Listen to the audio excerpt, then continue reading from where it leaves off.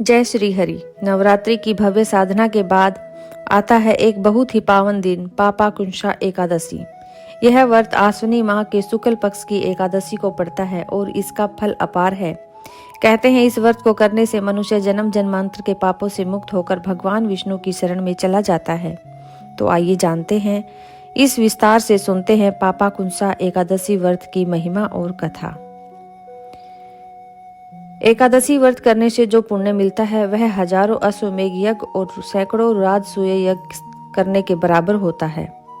पापाकुंशा एकादशी विशेष रूप से महत्वपूर्ण है। यह व्रत करने से पापों का संहार होता है, भक्त को सौभाग्य, आयु और समृद्धि प्राप्त होती है। मृत्यु के बाद भक्त को यमलोक का कष्ट नहीं सहना पड़ता।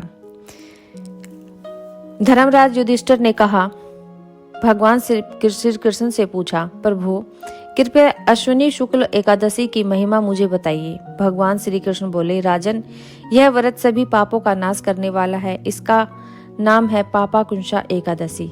जो भी पुरुष या स्त्री इस दिन उपवास कर मेरी पूजा करता है वह समस्त पापों से मुक्त हो जाता है। यह व्रत करने से मनुष्य अपने जीवन में कभी दुखी नहीं होता और मृत्यु के बाद उसे मेरे धाम की प्राप्ति होती है। जो इस दिन भगवान पद्मानंद श्री हरि विष्णु का पूजन करता है वह लक्ष्मी जी की कृपा भी प्राप्त करता है। पुराणों में वर्णन है कि एक बार महिष नामक एक शिकारी था। वह जीवन भर पशु पक्षियों का वध करता था।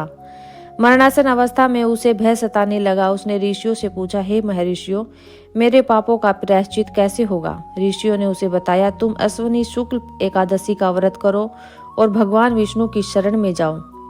शिकारी ने पूरी श्रद्धा भाव से वह व्रत किया। कहते हैं व्रत पूरा होते ही उसे पाप धुल गए और मृत्यु के बाद वह भगवान विष्णु के धाम चला गया। इस दिन प्रातः स्नान करके व्रत का संकल्प लेना चाहिए। भगवान विष्णु के श्री हरि रूप की पूजा करनी चाहिए। पीले वस्त्र पहनकर तुलसी, धूप, दीप, नैवेद्य अर्पित करना चाहिए। रात्रि जागरण करने और श्री हरि का नाम जपने से विशेष महत्व है। द्वादशी को व्रत का पालन करके ब्राह्मणों को दान देने से व्रत पूर्ण होता है। तो दोस्तों, यह थी पापाकुंशा एकादशी व्रत कथा। यह व्रत नवरात्रि के बाद आता है और हमें यही सिखाता है कि सच्चे मन से भक्ति करने वाला भगत न केवल अपने पापों से मुक्त होता है बल्कि भगवान श्री हरि की शरण में जाकर परम आनंद पाता है। सभी भक्तों को इस पावन एकादशी की हार्दिक शुभकामनाएं। आओ मिलकर बोले, जय श्री हरि विष्णु भगवान की जय। अगर यह कथा आपको अच्छी लगी तो वीडियो को लाइक और चैनल को सब्सक्राइब जरूर करें। जय श्री हरि।